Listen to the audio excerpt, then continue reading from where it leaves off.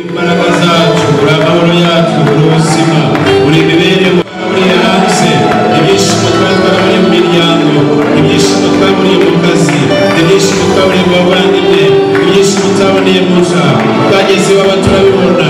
Icyubahiro ni icyawe, icyubahiro ni icyawe, icyubahiro ni icyawe.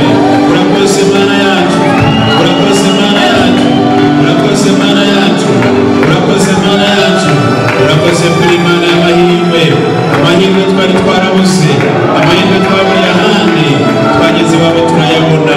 Uri Mana y'amahirwe, uri Mana itanga amahirwe, uri Mana itanga guhirwa, uri Mana itanga guhirwa, uri Mana itanga guhirwa, uri Mana itanga guhirwa. Urakoze Mwami, urakoze Mana, urakoze kuri Mana itanga umugisha. Twahoraga twibaza uko bizagenda kugira ngo tuzabone umugisha, twahoraga twibaza uko bizagenda kugira ngo tuzahirwe, twahoraga twibaza uko bizagenda kugira ngo natwe tuzaba abantu n'abandi, twahoraga twibaza uko bizagenda kugira ngo amateka yacu ahinduke, twahoraga twibaza uko bizagenda Mwami. Twari twarabuze igisubizo, twari twarabuze igisubizo, twaribazaga tukisubiza, twaribazaga ntihagire udusubiza, twabajije aho tuvuka ntibadusubiza, twabajije impamvu twasanze ameze uko twasanze, twabajije impamvu twasanze ubuzima twabonye, twibajije impamvu nyinshi cyane.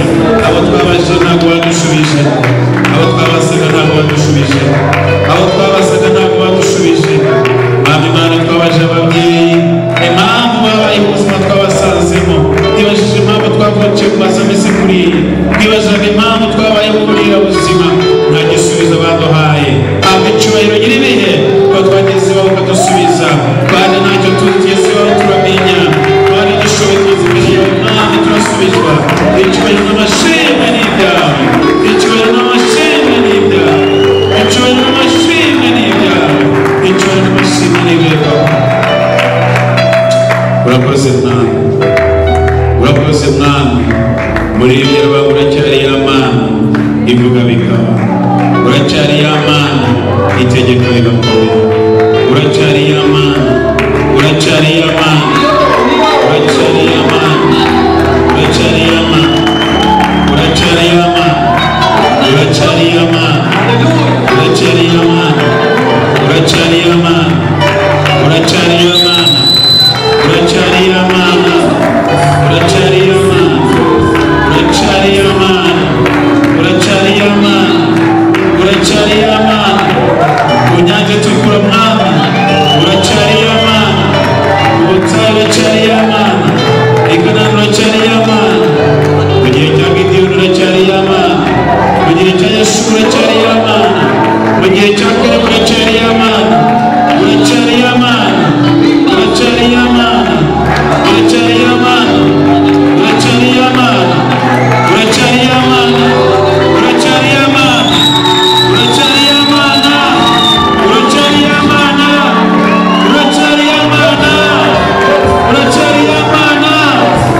Kwa Yairo uracyari ya Mana, kwa Mariya na Marita uracyari ya Mana, mu mudugudu uri Nayini uracyari ya Mana, uyu munsi uracyari ya Mana. Natwe turabihamya uracyari ya Mana, natwe turabihamya uracyariyo, natwe turabihamya uracyariyo, natwe turabihamya uracyariyo. Mu gihe cya Hana uracyari ya Mana, natwe turabihamya uracyariyo, natwe turabihamya uracyariyo, natwe turabihamya uracyariyo, natwe turabihamya uracyariyo, uracyari ya Mana. Urakoze Mwami, urakoze Mwami, urakoze Mwami, urakoze Mwami, urakoze Mwami, urakoze Mwami. Uracyari ya Mana, uracyari ya Mana, uracyari ya Mana, uracyari ya Mana, uracyari ya Mana, uracyari ya Mana.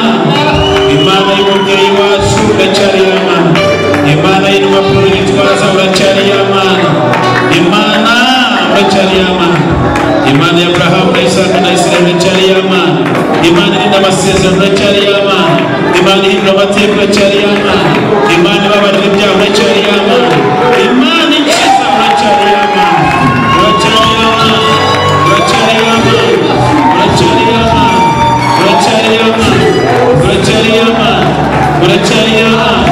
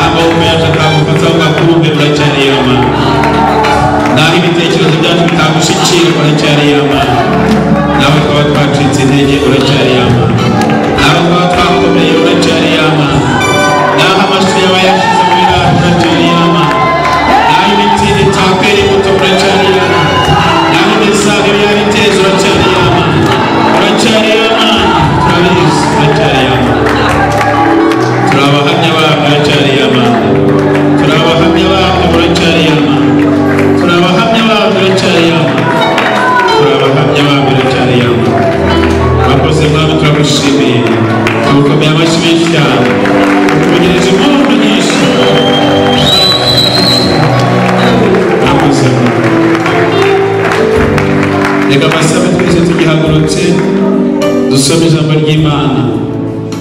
Yesaya 54:17. Yesaya 54:17.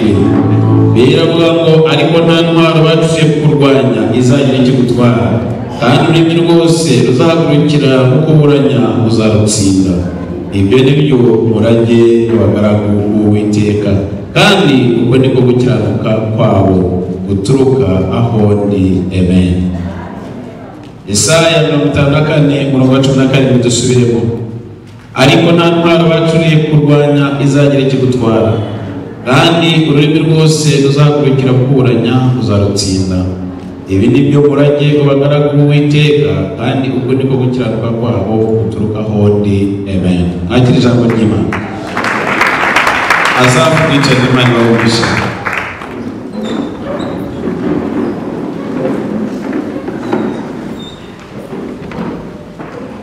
Ni mu gihembwe cya nyuma gisoza umwaka cyo gusarura. Iki cyumweru umunsi turimo turaganira ku ijambo rivuga ngo gutsindishirizwa. Haleluya, haleluya, haleluya. Yesu nashimwe cyane. Ese ni amahoro, kumeze neza? Umwami Yesu aracyabarinze. Ese Imana iracyari ya Mana mu buzima bwawe? Hari uwabihamisha ikiganza cy'uburyo azamuye ukuboko ukavuga uti iracyari ya Mana, iracyari ya Mana. Urabihamya iracyari ya Mana, iracyari ya Mana. Yahabaye cyane n'ubu yahaba. Amen. Reka tuyikomere amashyi menshi.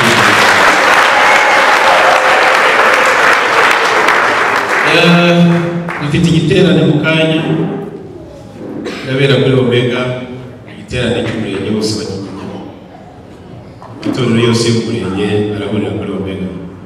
Amatorero n'amadini, n'abakatolike n'abayisilamu, amadini yose aratumiwe. Ni igiterane kirimo gushima Imana bijyanye n'imirimo Imana irimo gukora mu gihugu cyacu, ndetse ifite insanganyamatsiko yahariwe gushima Imana ku bijyanye n'ubumwe n'ubwiyunge.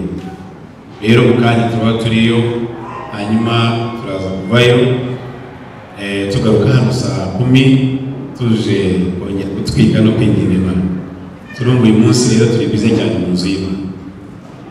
Muzindi mubona bashobokeye kugere, amatorero yose araba hari, amakorali araza kuririmba, hanyuma tuvuga ubutumwa, hanyuma kandi dutange n'ituro yo gufasha abagenzi bacu bari muri murenge wa Kinyinya batabona ubushobozi bwo kurya za mituweli.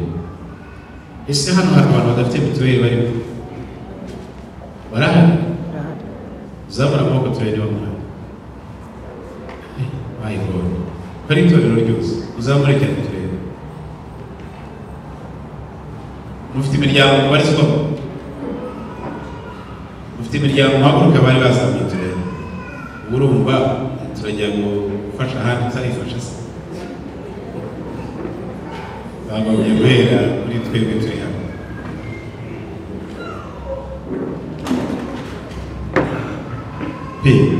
Nayo. Okay, abadafite mwemeretse kwicara, abadafite imiryango barizwa muri bane. N'umwe wenyine. Oyo. Mwemeretse turebe. Mwese mufite imiryango cyangwa ntayo mufite? Uwo muhe muryango. Nta muryango ufite. Uwo muhe muryango. Uwo n'umwana wawe. Uwo muhe muryango. Ntawe ufite. Uwo muhe muryango. Wagadi. Umuyobozi wa gadi ari? Okay. Abandi muzamura bafite imiryango nashaka bareba. Aha, uwo muhe muryango. Kwa Yuda. Wa Yuda ari? Okay. Aha, uwo muhe muryango. Simeon hajya ni? No, aha. Uwo muhe muryango.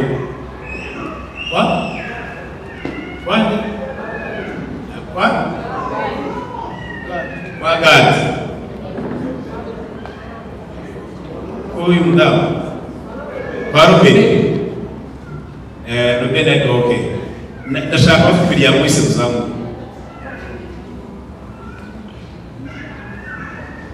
buri muntu wese uri hano nigeze kwandika nsaba abayobozi b'imiryango ngo badore urutonde rw'abantu badafite mituweli. Iyo message mwarayibonye? Tuva ahangaha umuyobozi w'umuryango wawe akwandika, hanyuma kandi asaba gushakira mituweli bitararenga kwa kabiri ngo wayibone. Iyo ugera ku wa gatatu mutarabona mituweli n'inzara muzabure kubitanazibona. Narababwiye ngo mubarure abantu badafite mituweli mutange lisiti, iyo lisiti ntabwo mwayibona. Wayitanze n'umwe nizake wenyine. Wowe excuse ye nayo mba natayabona nanjye nzamufasha. Ariko abandi abanyamuryango banyu we usaba kuba mwabashakiye mituweli bitarenze ku wa kabiri. Bwana bamugisha kuko kubyakiriye yicire. N'abandi buri muntu wese uri hano, umuntu wo muryango udafite mituweli usabwe kuba wayiboneye bitarenze ku wa kabiri. Ye nayo babwiye ntabwo babikoze. Abantu bekereje uyu munsi mwaguruke turebe.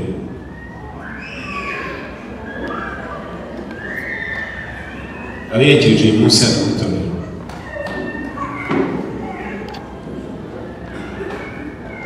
Harya ubutumwa amasengesho yabasenze kugira ngo Imana izane abekereza, izane n'abakizwa yarumvishije. Abantu bose bekereje uyu munsi ni abakristo bawe.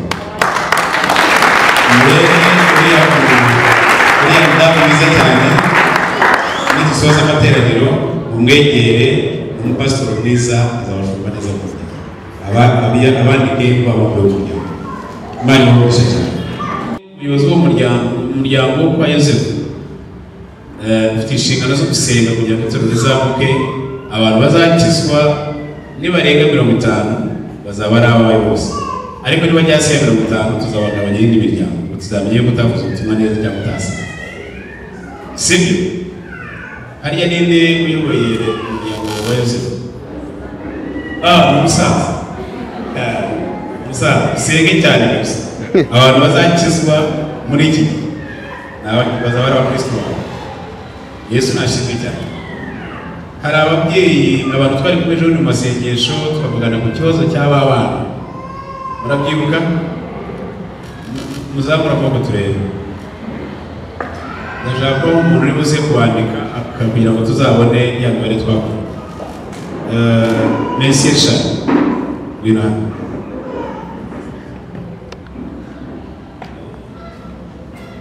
Yesu ashimwe cyane. Neza. Uyu mugabo urakubona yitwa Ishari n'ingene. Reka ne abadamu nk'abatatu muzamure kugira ngo babone. Aha uriya mudamu uzamuye n'uwundi dusoza amateraniro wegeye. Ushaka ahantu bandika, hari abantu bari buze kurwana n'abandi bari muri amazina y'abo abantu dushaka yuko uza kutwandikira tukazabafasha. Tuzakuganira icyo tubashakira. Hari ikindi nibagiwe oye kandiza bashaka abana nawe twaguye bashaka abana iri tangazo riri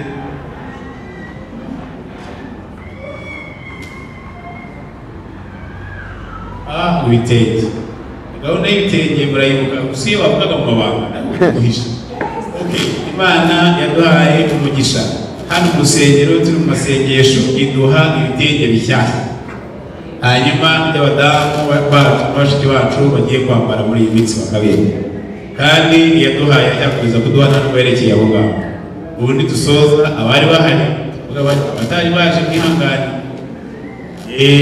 Icyo gihe rwose umugisha wari w'abantu bateranye uwo munsi. Hanyuma nidusoza bavuye kureba ibitenge barabibaha. Ikindi kintu nshaka ko dukora mbere yuko ntangira kwigisha, ndashaka ko mu kwezi kwa 11 n'ukwezi kwa 12 abakristo bacu bose bazaba bafite ibyo kurya mu mazu yabo.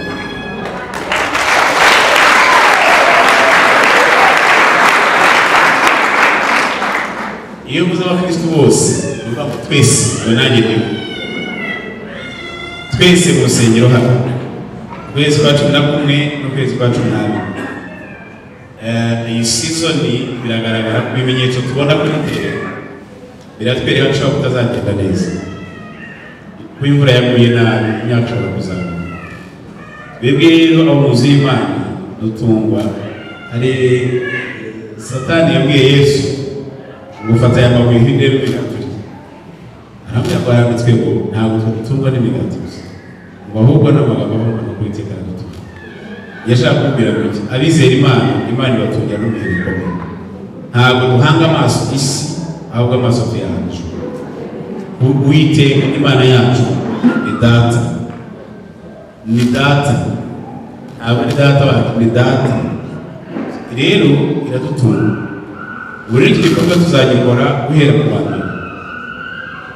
Buri muntu wese arasaba kuzana ibyo kurya, hanyuma tumara kuzuza stock tuzagabana.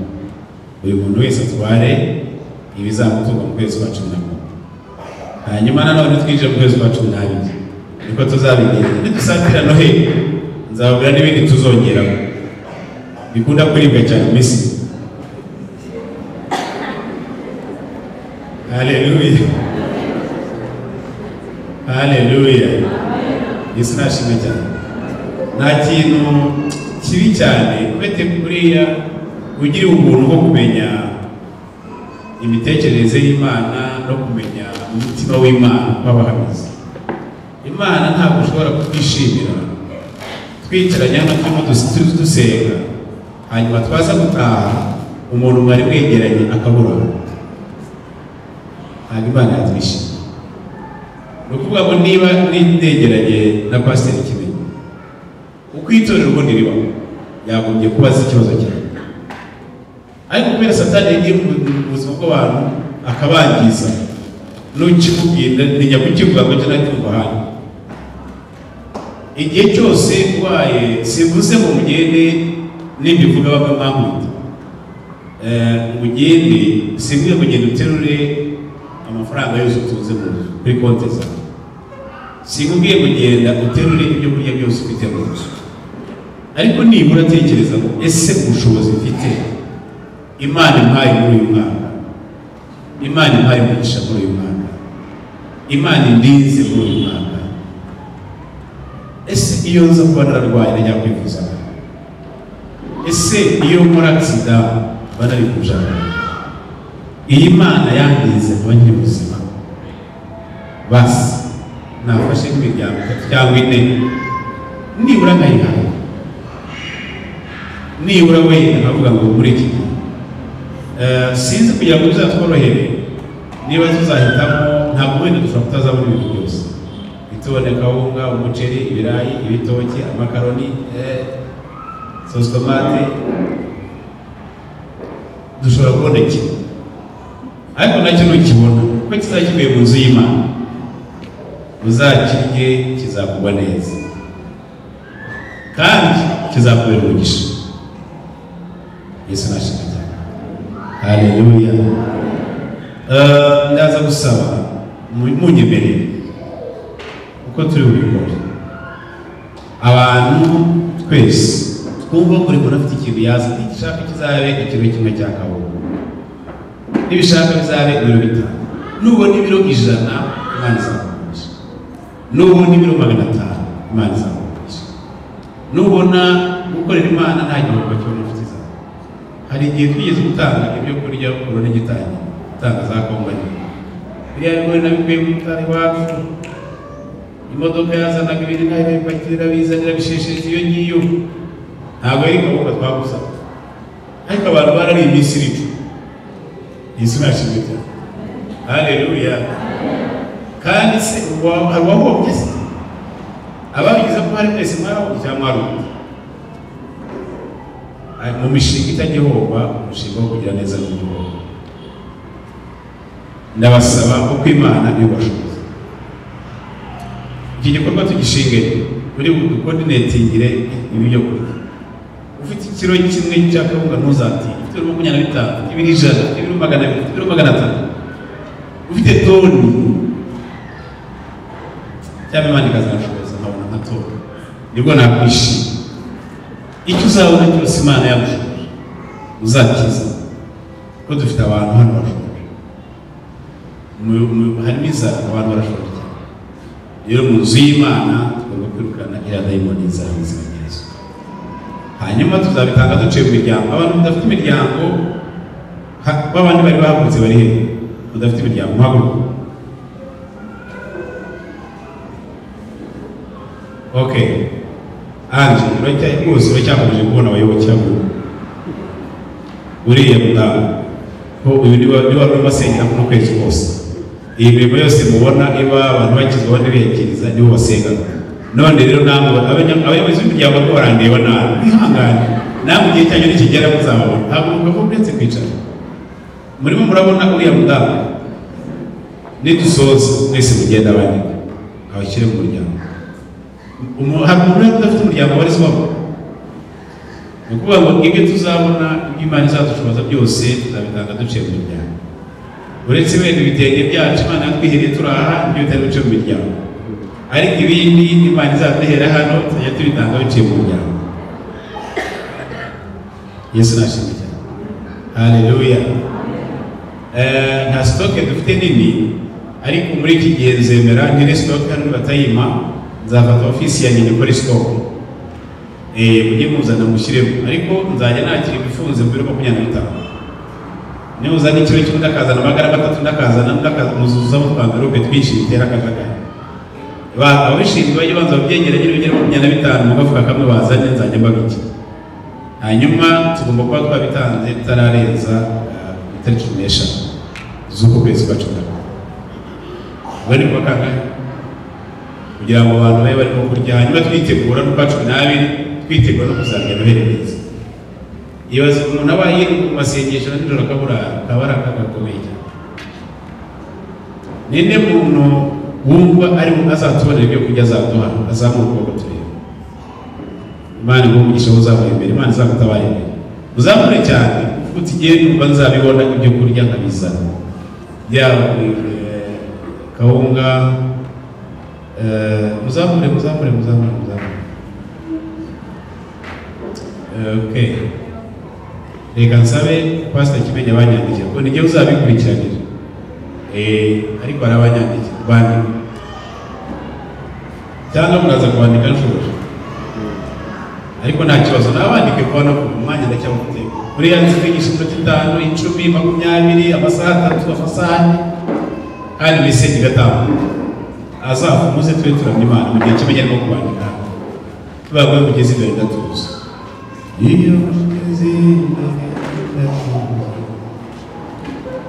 Bandike wihuta cyane hera kuri abadiyakoni begeranye babiri kandi nibura buri umwe azaduhereze n'ibiro 300.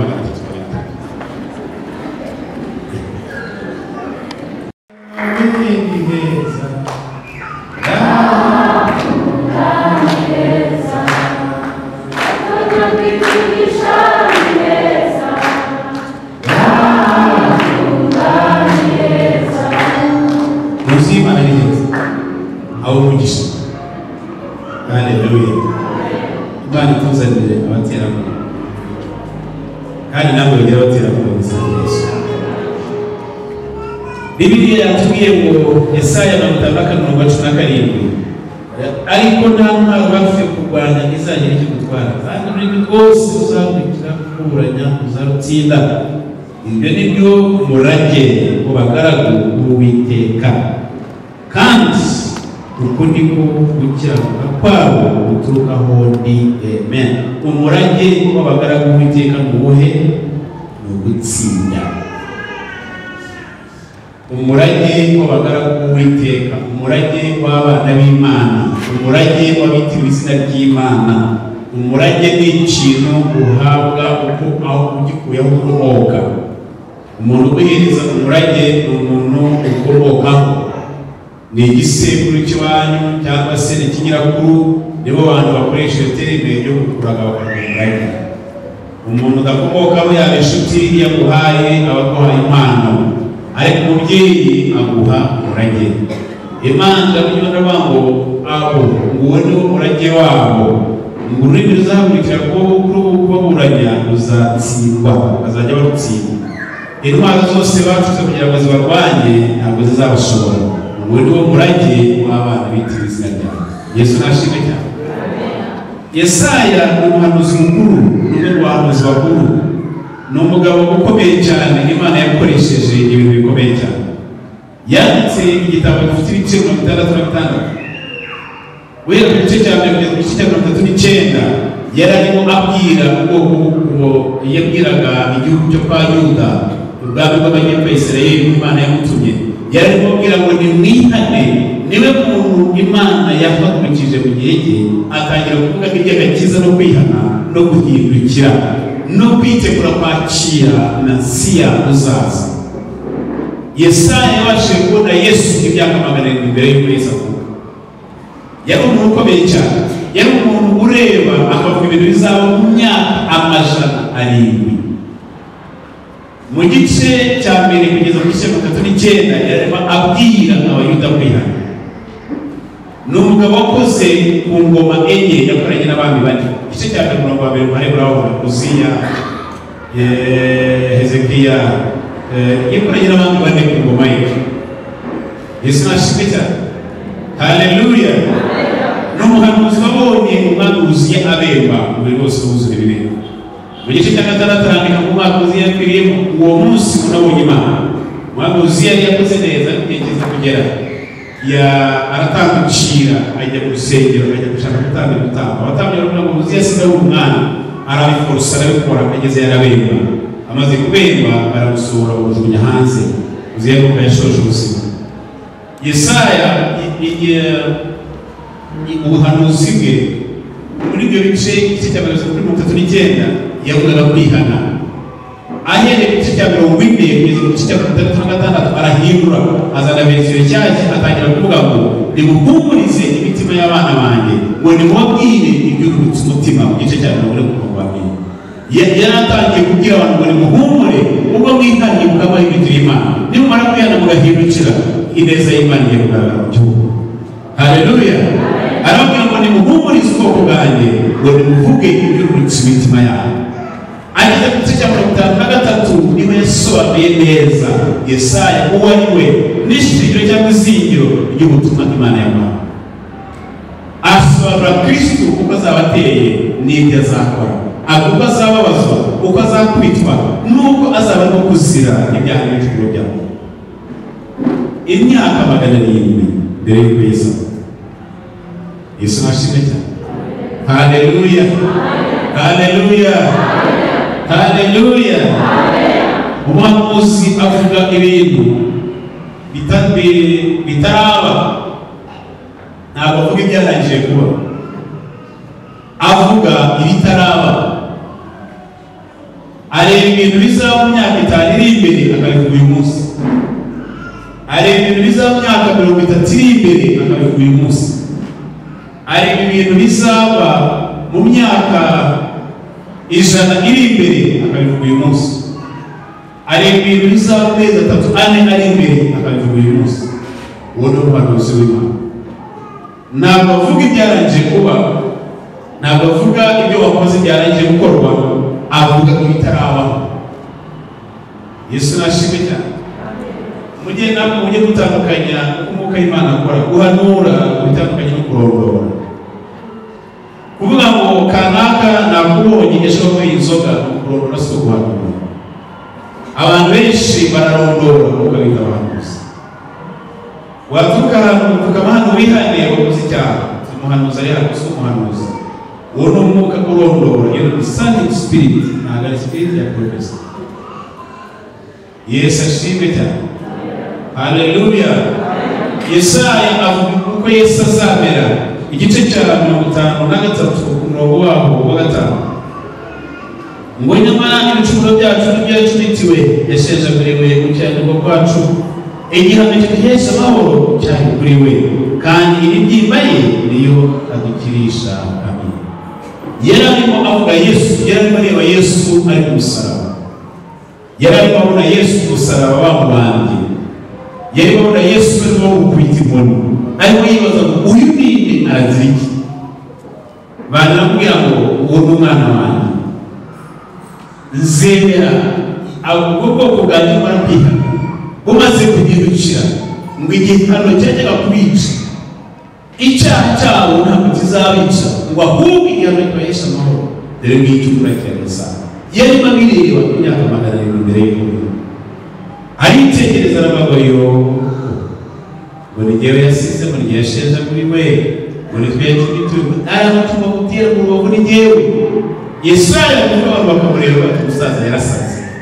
Yesaya afite umugore w'umuhanuzikazi. Yesaya yigeze kumara imyaka 8 yawe niba nibuka neza n'abataramiza 8 ari umusazi agenda mu mujyi agenda muri Israel agenda yambaye ubusa mu murwa atambaye na kenda na kabiri agenda ngo ni ngombwa Uwiteka avuga Imana ivuga ngo uko mureba Yesaya ameze ngo namwe niko mumeze mu maso yawe. Igihe kiragera arongera agaho Imana yamukoresheje ibintu bikomeye cyane. Nicyo gihe yarebye barababayo ngo ndabona ubwoko bw'Imana buzagambana mu gihe kirekire cyane ngo ndimo ndabona Satani afite intwaro zikomeye zo kuzabarwanya ngo ariko ndimo n'ubu biribwira ngo izo ntwaro zose no gucuramo n'iz'ubusa ngo kuko nta ntwaro n'imwe bapfuye kurwanya izagira icyo gutwara. Yarimo abibona adakura ku buhanuzi. Yesu ashimwe cyane. Haleluya, haleluya, haleluya. Igihe arimo abona Yesu umusaraba, yarimo abona urupfu, yarimo abona kuzuka, yarimo abona uko Yesu azasa yazutse, yarimo abona izi ntwaro avuga n'ubugambanyi n'ubugome bwa Satani ku itorero ry'Imana, ku bana b'Imana. Niba itorero ry'Imana bumve wowe. Yesu ashimwe cyane. Haleluya, haleluya. Yarimo abona intwaro zizacurwa mu kurwanya, yarimo abona imigambi Satani afite mu buzima bw'Imana. Arababayo bazarengana ngo ariko barahiriwe abazapfa bakwiriye mu Mwami. Yesu ashimwe cyane. Yarimo abona akarengane gakomeye cyane abantu bazamuriraho, yarimo abona gutotezwa kw'intumwa, yarimo abona urupfu bazapfa. Arabireba mbere y'uko biba atangira kugenda ku buturo. Iyo uri kuvuga ibintu abantu batabona n'amaso yabo bita umusazi. Abantu twemeye ibihari ibyo tureba nibyo bihari nabi. Ikintu udashobora gushyira muri laboratoire ngo bagitesitire kizana n'izaretsi zagenewe n'iyi system zabo ntabwo bakene. Niyo mpamvu Yesu Kristo yacerengeza abantu cyane. Ibintu yakoraga yacaga imanza abantu bakareba bakavuga ngo urubanza aciye akoresheje itegeko, bagasanga nta tegeko mu mategeko yabo bari bafite ariko kandi harimo ukuri. Bagiye gukubita umuntu amabuye bati okay, reka turebe mwese muri aha umuntu utari wakoraho icyaha namutereye wari ubitoragura birambika hasi kuko ndamuyumvaga icyo agiye guhora uyu nawe yaragikoze. Bagenda bari kwiyamurira icibire urubanza gutera. Yarakubwiye yahura n'umuntu akavuga ngo urashaka guhumuka ngo yego hari imiti kwa muganga barakuvura barakwiye ko byarananiranye yewe nta kibazo, agafata utwonda akajya gushyira ku maso ngaho ngewe ukarabira ayo maso turebe yagerayo akaza rero ngo yafashe ibyondo uyu munsi byandije abantu ibintu n'ibiki bamubwiye n'ubudayimoni abandi bose yari arimo agaragaza imbaraga z'ubwami bw'Imana. Iyi si dutuyemo ibihari bihabanye n'ibiteye ubwami bw'Imana. Ibyo twemera ko ari ukuri ntabwo ari ukuri. Ukuri guhari ni ibituma bishoboka. Yesu ashimwe cyane. Haleluya, haleluya. Arareba ngo ndibuka igihe kimwe Yesu avuye utagisenga, Satani yaramwigira muri amasomo ngo ufite ubushobozi ndabizi kora ibiganza bye muri ayo mabuye. Yesu aramuhakana, arongera amutwara mu gasongero, aramubwira ngo ikubite hasi kuko haranditswe tuzagutekera abamarayika bagusaka. Yesu aramuhakanira, aramubwira noneho ukamundamye numara kundamya ndaguhereza ubutwari bw'isi bwose. Kuki yabwiye ngo nundamya ndaguha isi yose n'ibiyirimo byose? Nuko yari azi neza ko ari umwami uyoboye ubwami bw'isi. Satani umwami niwe nyir'umutungo. Haleluya. Abandi batandukanye n'abaperezida, kuko perezida ntabwo ari nyir'umutungo wose, inzu yawe ni iyawe, n'inka zawe ni izawe, n'umusozi wawe n'uwawe ntabwo ari uwa perezida, nawe ufite imitungo ye w'umuntu.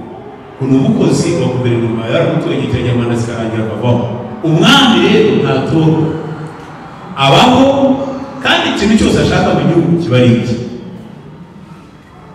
Halo, hari abarumva perezida yatwaye umugore w'umuntu kuko ari mwiza akamujyanye, ntaho biba. Ariko umwami yegeraga ahantu uriya mugore n'uwandi batuye akuye umwami Nyagasani bakamuha kumutwara, ko ibintu byose biri ku isi n'iby'Imana. Yagira ahantu yabona agasozi keza batagasozi bakwiye umwami ati yego hari n'iyimuke ndahato. Ibintu byose biri ku isi n'iby'Imana. Satani abwira Yesu urabizi ko umwami w'isi ngo nundamya ibiri ku isi byose ndabibona. Kubera ko twakuriye mu bwami butegekwa n'umwami witwa Satani, twakuriye mu isi iyobowe nawe, buri kintu cyose kukibona ngo kumupfukamira. Ibyaha abantu bakora ni iki? Ni ukupfukamira Satani. Izi zarusi ubona abantu biko batakugira ngo bashe kubona iki? Ni ukupfukamira Satani. Unutamupfukamira ntakibona. Yubatse sisiteme y'imikorere ku isi ivuga ngo kugira ngo uzabone iki n'iki ugera aha uzacana. Ntabwo ugenda direct muri ofisi y'umushaka, ahubwo wagombye kugira akenge ukagira ahandi waciye imbere. Wamara gucayo imbere ukamenyekana akama message ngo umuntu aravuye, wagera mu service yose. Kubera iki? Bantu cyangwa gupfukama. Nudapfukama ntabwo ubibona. Yesu aramubwira ngo oya, haranditswe ngo, Yesu nashimwe cyane. Haleluya. Tujye dupfukamira turamye Uwiteka Imana y'ukuri. Nta yindi Mana y'ukuri, nta yindi Mana y'ubusenga. Ntituzasenga indi Mana, niyo yonyine tuzajya turabona. Amaze kumwitsa Satani aramureba, azunguza umutwe, aravuga ngo aramureka aragenda, ngo ariko amutega ikindi gihe kimuteze yagiye gukora iki? Yagiye gucura intwaro zo kurwana. Igihe cyose uzagera ahantu mu kantu runaka kazituka uragapfuma yimuragiye, ntuzagire ngo Satani yamuretse burundu ufite yayo, arakureka uyu munsi umucitse agasigara ategura intwaro zo kurwana. Igihe cyose uzaba wazitiriwe ahantu mu kazitiro runaka, wagotewe ahantu ukaza kubona Imana yagusimbukije urahacitse, ntuzagende mu wirare. Uzatekereze kuko mucitse nonaha yagiye kuntegera ahantu, agiye guhindura uburyo yantera, agiye kongera gucura izindi ntwaro. Tukiri muri iyi si turacyafitiye umwana Satani abona turi intwaro uyu munsi. Uruganda rukora intwaro zo kugutera no kukurasa ntabwo ruhagarara, rukora amasaha 24. Arakora iminsi yose, umucika ku wa mbere amutega ku wa kane, umucika ku wa kabiri amutega ku wa gatatu, umucika ku wa gatatu amutega ku wa kane. Yesu aragenda atangira minisiteri, avuga ubutumwa, ahamagara abigisha, asengera abantu, azura abapfuye, akiza abantu indwara. Satani amuryaguye, amugendeye. Ajya baravuze ngo ntuzandane. Umunsi umwe aragenda yinjira muri Petero. Yesu atangiye kwa Petero atangiye kujya gukiza. Satani yumva ryajwi, ntabwo yumvise ibya Petero, yumvise ibya Satani wavuganaga nawe cyane. Arahindukira ngo mve inyuma Satani, yazi neza ko mugendaho. Aza kongera gato bageze imbere, arongera yinjira muri Petero mu kana. Baje gufata Yesu akuraho inkota mu rubuto. Yesu arabona ati Satani aragata ku kandi batakwapfa gusubizaho. Aravuga ati Petero, usubiza inkota yawe. Intambara turwana ntabwo ari bene zimizi. Iyo nyine rigabo akabuye data wo hejuru akanyohereza ingabo, afite ingabo ibihumbi, abamarayika benshi bakaza kurwana. Ubwo ntabwo bibereye kurwana. Yari ateze ngo bamujyane mu rukiko bamurege no guca abantu amatwi. Mbere icyaha cyarabuze, ariko bari bagiye kukibona. Iyo atagusubizamo icyaha cyari kibonetse. N'ibindi bitajya kumuhama, icyo abigishwe ko bacibwa umutwe cyajya kuba ari icyaha. Ako kandi batakubitamo. Kandi agusubijeho kandi mu yagaragaye wajye kwiregesha ngo bijye gudari imvugo mbona yari yaciye umutwe. Ikiza cya Yesu cyagukije mu gisanye cyiza. Yaje mu kibazo cy'ubuzima. Haleluya.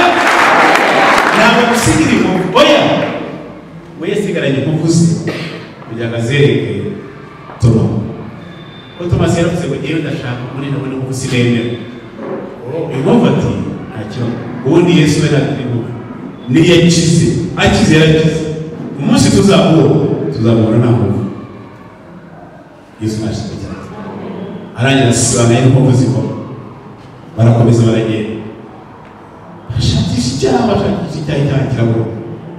icyaha kirabura ariko Satani agomba kuruhande kizagera kiboneka bamujyana kumurana bageze baramuranisha atari umuntu uyu nta cyaha nyuma kubyumva yaravuze ngo Yesu Imana bisi yabayeho tuyari bariko kurumanga kandi muramushaka tumwica nawe bene wabo turamushaka mu wiki kubera ko bisabwe na bene wanyu urababangamiye upfa ko ariko twebwe nka leta y'abaroma n'ubwami bwacu ntacyo tubangamiye ariko mwebwe niba mu nzu y'iwanyu babangamiye nimutware mwica baramutwara Satani amurwanya baravuga ati ntahandi agera ku musaraba ageze ku musaraba baramubamba Satani ahari amureba yiteguye gusabira kuri uyu mugeni ariko ntabwo batari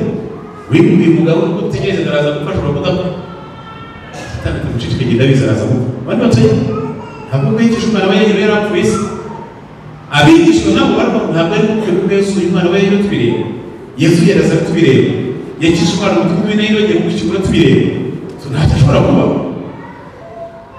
kandi debate z'impande ebyiri abigishwa ba Yesu nabo barwati ntabwo ashobora kuva abadayimoni bari bayobowe na Satani nabo bakubwira Satani batari kwivugaho ntabwo ari kuvuga ariko ni muciceke turaza kubimenya nyine kugeza ku musaraba bagiye kubona Yesu araciye barapfa apfuye abigishwa be abafana be baravuga ati uyu kuba apfuye arakurikira twebwe barikizwa n'amahoro baribuka Satani arirukankana baribuka barapfa ako kanya Satani abwira abadayimoni ati mwayoboye mutegura ahari mugivana mwitegura baritegura baravuga ati okay bakajya bamubaza bose hakurikiye wiki woye muceceke mbega ko rw'umugabo agiye kugenda umugabo ubwami bw'ubwanjye ndabutegeka kiragenda namunegosiye ku neza aranga yarazi ko ntazamushobora namushoboye mwe muhumure mutuze bayahagarara kumva barategereza none yasoje hariya kwirukanka turiya iyo barayiti mu murambaro turabishima ngeza bagiye kubona uwitwa Yosefu araje na Nikodemo baza guhamba Yesu